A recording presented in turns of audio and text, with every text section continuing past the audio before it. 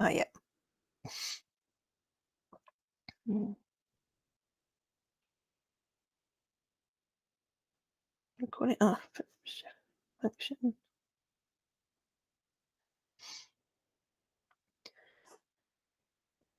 Part 2. Home is where the heart breaks. Chapter 18. Less than a week later, Iggy was working his magic in the kitchen with real groceries that we'd um, that we'd bought from a real grocery store. He came out, a chef's hat on his head, big oven mitts on his hands. "Come down," he ordered. "Dinner's ready." Gazzy raced to the table. "Lasagna! Excellent!" I stood at an open window looking out over the blood-red canyon turned to flame by a glorious sunset. We were home. Colorado, that is, where we had lived post-dog crate but pre-world saving mission.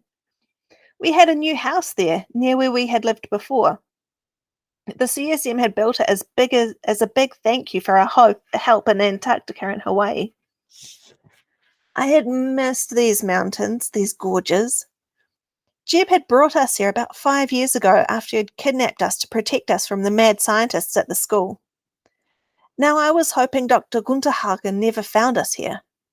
That would have been a little too familiar. A small black head nudged at my leg and I looked down to see Total smiling up at me. I dropped down to my knees and hugged the furry Scotty-like body close. "You had a good visit with my mum?" "Super," he said. "Yeah, Total can talk. Another advantage of being genetically engineered if you're a dog. I helped out in her office, and Akila loved it. My mum is a veterinarian when she's not trying to solve global problems through the CSM, and Akila is Total's girlfriend. She's a non-English speaking Malamute that we met on our first mission. They're a match made in a carnival sideshow, but they seem happy." "Yeah? What did you do?" Total puffed himself up. "Counseled patients," he said importantly. "It helps that I speak their language." "I bet. Let's go before Gazzy eats the whole lasagna." "I'm starving." Total's small black nose twitched, and we both trotted to the kitchen where yummy smells wafted toward us. Fang sat down next to me at the table and quietly linked his ankle around mine. Total hopped up onto a chair between Fang and Nudge. I dug into the lasagna, which smelled like heaven, if heaven were hot and cheesy and layered with noodles and red sauce. And maybe it is. I looked at my family, the 6 of us, Total and Akila, all sharing a meal together. We were here, far from everyone else. Far from anyone who could hurt Fang. Far from Dylan and Dr. Gummy Hagen Darts. I felt almost like weeping with joy. I knew it wouldn't last. It never does. Chapter 19. The wind came to my open window. I lay in my bed staring at the ceiling. Somehow, being back in this just like the old days setting was giving me nasty flashbacks. I thought about how Jeb had taught us everything he'd known and then suddenly disappeared. We'd been sure he was dead. After a couple of years living on our own, the first nightmare in recent history, erasers, a human-wolf hybrid had come. They'd attacked us, destroyed our house, and kidnapped Angel. Now that we were back in Colorado, a sense of unease rattled me. I felt as if someone were watching me. Someone with a night telescope? I shook my head. Must tamp down the paranoia. As if on cue, I heard a sound from outside. Like a slight scratching. In seconds, I had rolled out of bed, crouched by the window, and quickly peered over the sill. Nothing. The sky was clear. No one was scaling the wall, and no one was rappelling down from the roof. But there was that sound again. It was closer. My breathing sped up, my hands curled automatically into fists.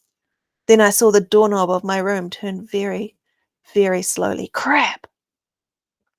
My muscles coiled, tightened. A hand crept around the edge of the door, easing it open. I almost gasped. It was an eraser's paw. I was sure of it. Huge, hairy, tipped with long, ragged claws. I still had scars on the back of my legs from the claws like that. I slithered toward the door, kneeling behind my desk.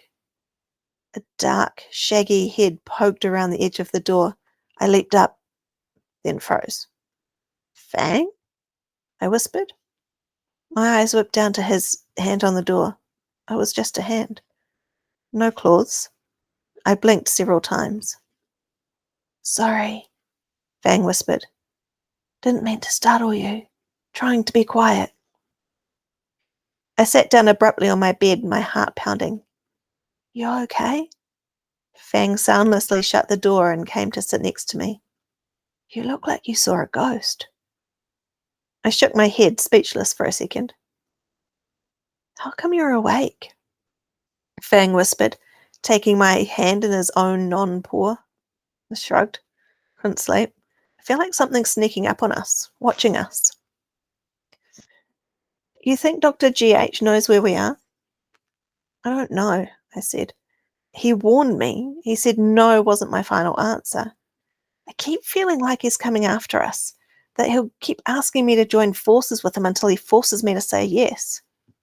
Over my dead body, Fang said, and I flinched. Not funny to use that phrase anymore, Fang. I warned him, then continued. I can't stop thinking about Jean, too. He's clearly been experimenting on her, which means he's probably been experimenting on everyone at that camp. And Chu is involved. I saw him gathering subjects in that first aid tent. It's totally Nazi scary. For one thing, can you imagine an accidental outbreak of one of his rare viruses?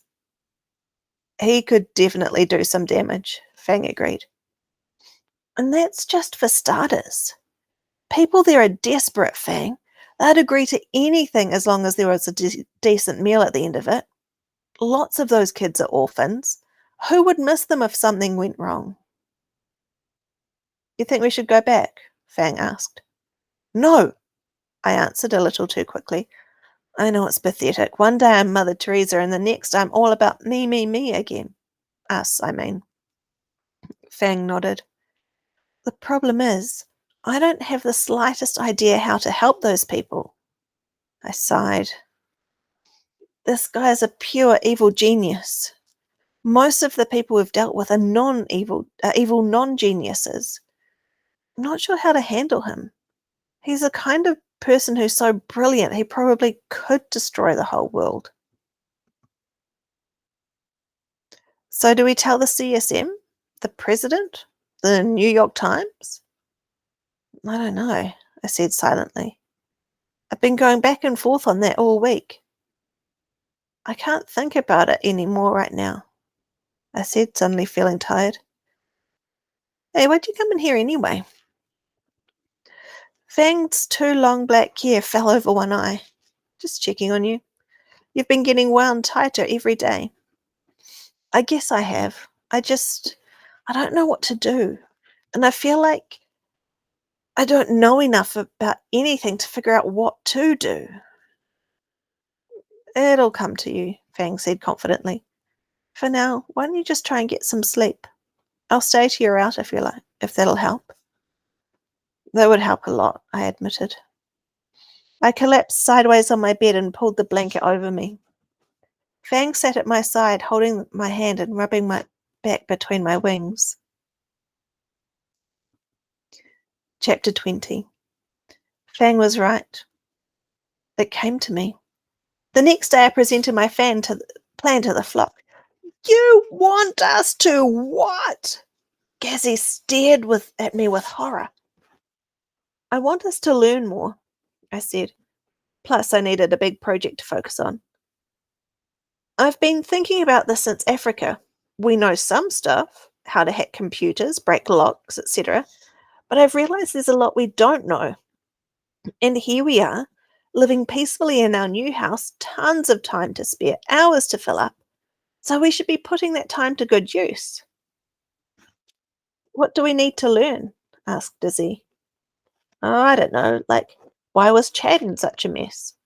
Why were the locals suspicious of Americans? I paced up and down our living room. And where did the Romans go? And how did they get replaced by Italians? I mean, the Greeks are still around, I went on enthusiastically.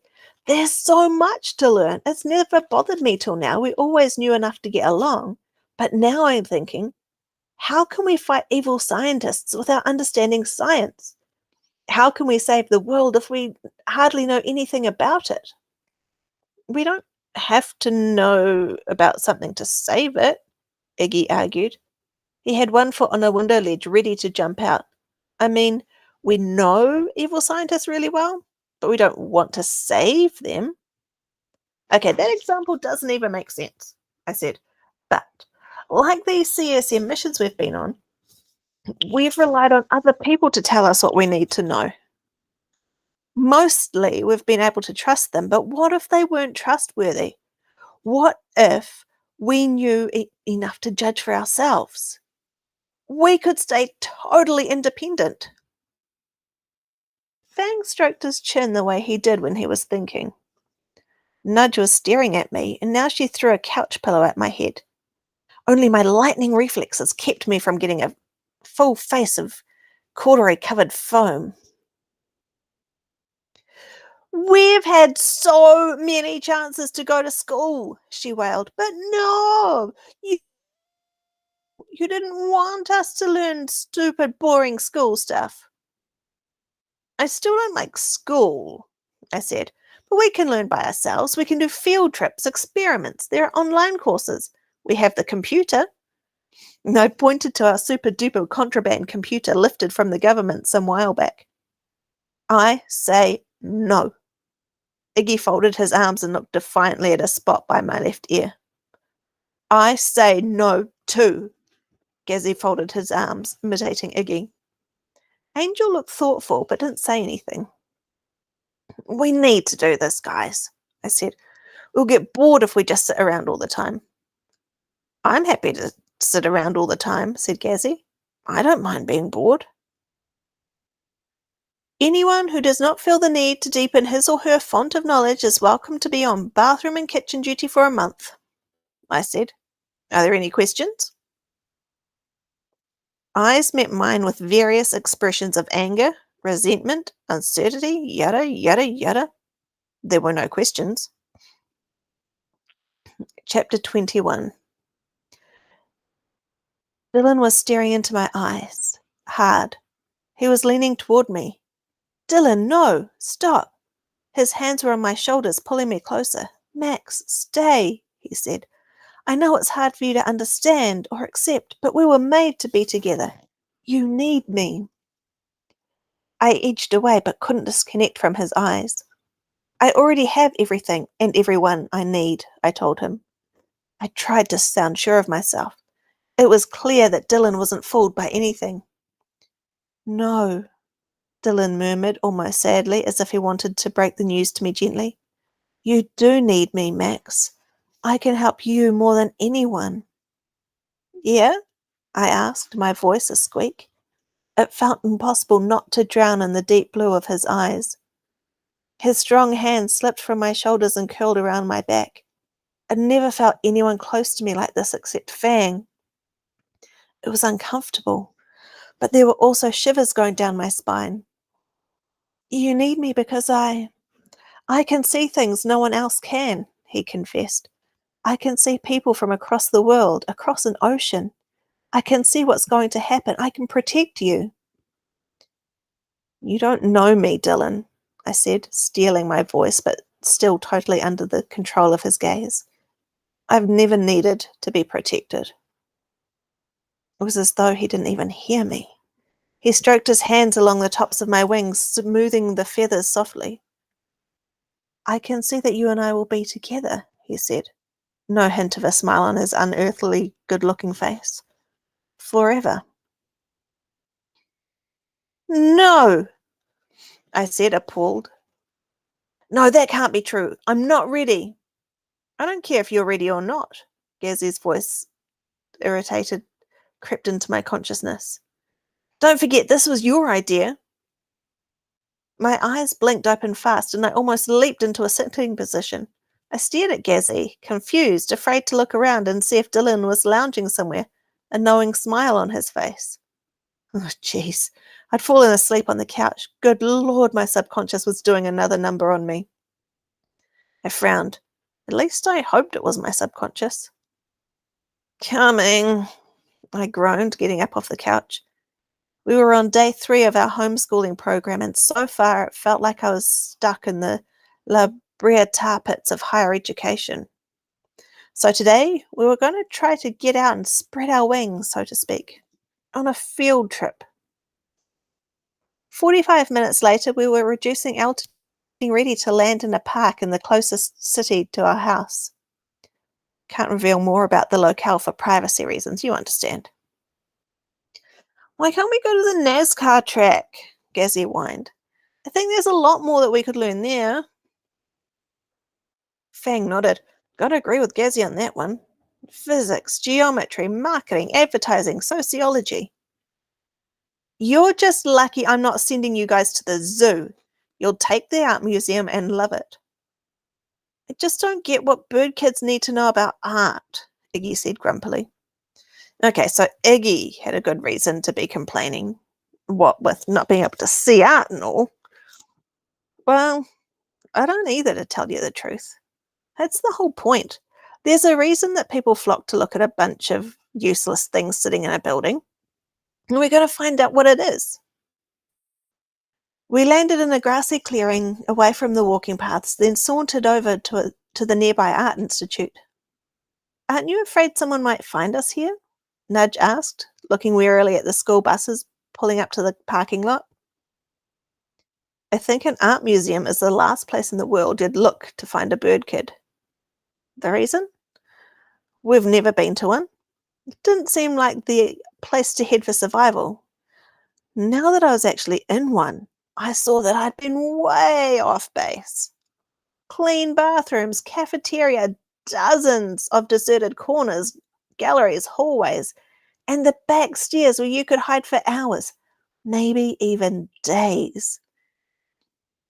Outdoor courtyards for flying exercise, huge mega galleries with 2-story high ceilings that would be great for indoor flying. In an emergency, weapons would be available in the Hall of Medieval Armour. The educational centre had computers and books, and the gift shop had cool stuff for younger kids, puzzles, games, arts, crafts. Fang interrupted my reverie. So what's the plan? Stay in pairs, I directed. Nudge and Angel, Gazzy and Izzy, and Fang and Max, Iggy finished in a mocking sing-songy voice. I ignored him. Meet back here at the ticket desk in an hour and a half, and come with answers to these questions. I pulled out a piece of paper I jotted notes on earlier in the day. Okay. Each of you should tell us something you learned about history, about yourself, and about one or more of us. The flock looked at me blankly. We only have an hour and a half to practically discover, the meaning of life? Fang asked. Why not? We've had to do harder stuff to survive, I pointed out. And besides, you never know. Someday we might only have a few seconds to figure out the meaning of life. Chapter 23. For someone who was way more interested in NASCAR less than an hour ago, Fang sure seemed to be getting into the art museum. I mean, way into. Were you like Indiana Jones or something in a former life? I quipped as Fang dragged me through the fifth or sixth hall of ancient artifacts. Maybe, Fang said in a faraway voice as he gazed at a bird-like ritual mask made by I squinted at the placard, Sinufu tribe. We'd been through the Egyptian, Greek Etruscan, Roman, pre-Columbian, and Native American collections, and now we were into African art.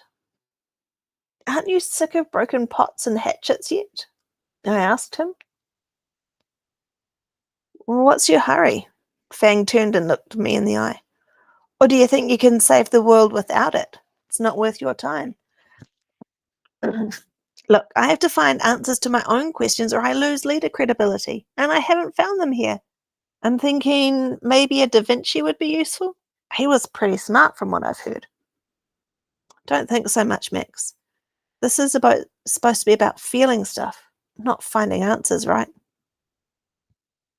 Did I hear him correctly? Fang talking about feeling stuff? Maybe there was something special about this place. I knew Nudge and Angel had started off in the historic garments gallery, and I figured they'd never leave a room full of 18th century court dresses and Victorian ball gowns. So I was kind of surprised when we crossed paths near the Impressionist room. Predictable, Fang whispered. Pretty pastel coloured paintings of landscapes, flowers, and ballerinas. Those two were so completely zoned into the pictures that we tiptoed right by them. They didn't even notice. What was it that Angel was so hypnotized by? I casually glanced at the placard to get the artist's name. Mary Cassar. I saw a picture after picture by this painter of beautiful mothers with beautiful children, all soft, warm, comforting. And I saw a tiny, tiny tear roll down Angel's cheek. Of all the places to run into Gazzy and Iggy, the gallery where the canvases were big and the colours were wild, angry, free, and, well, explosive. The security person informed me it was called the Abstract Expressionism Space. What are you guys doing here? I asked. Thought you'd be in the armory. Well, it's the easiest place for me to describe what I'm seeing to Iggy, Gazzy explained. You've got to be kidding, Fang said, pointing to a painting made up of random splatters and lines. Seems like the hardest place to be describing stuff, because there are no actual pictures here. I can detect colour fields, remember? Iggy reminded us. And then Gazzy just makes up the rest. What he think the picture represents. Yeah, like that one over there. The Gazman gestured to a composition that looped and splashed around like two yellow circles. It says, Untitled number 5, but I call it Happy Breakfast. Take 2 gigundous sunny side up eggs, stomp on the yolks, then dance around a little bit with an open bottle of ketchup in one hand and a can of motor oil in the other. Iggy nodded like it made complete sense. It was sweet of Gazzy to interpret, but God, did I wish Iggy could see with his own 2 eyes. Okay, everyone, time to report, I announced. I still didn't have good answers to my own questions, but one of the good things about being the leader is you can sometimes get away with not doing your own assignments. Who wants to go first? Nudge, the eternal good sport, volunteered. In the garment gallery, we learned about corsets. Ugh! Max, did you know that they could squeeze people to death? I should have restricted undergarments from the assignment. I also learned that Angel can't stand to look at any pictures with bad stuff in them, like devils or people or animals getting killed, including dragons, she went on. And about myself, I learned I like photography the best. Imagination is great and all, but I like real people more. A plus, Nudge. Extra credit for that surprising insight on Angel. Angel gave me a look like I was being mean. She was probably right.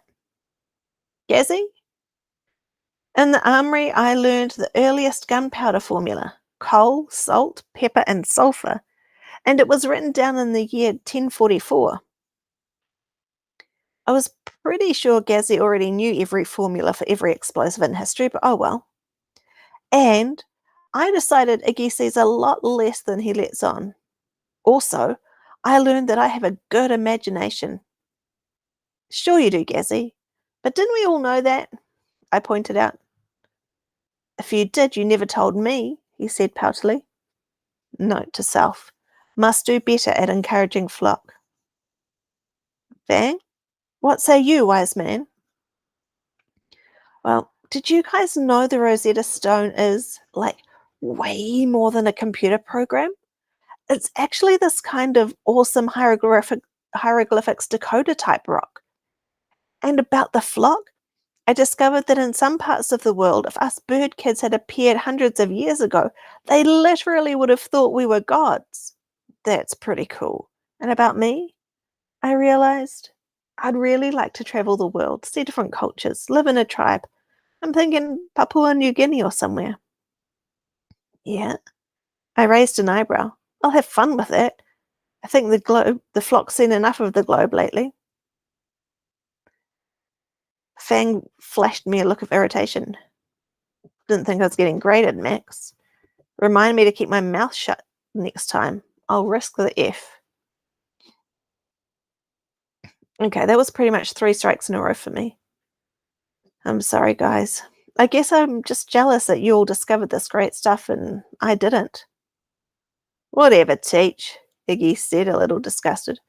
In case you're even remotely interested in hearing what I have to say, I learned something about myself.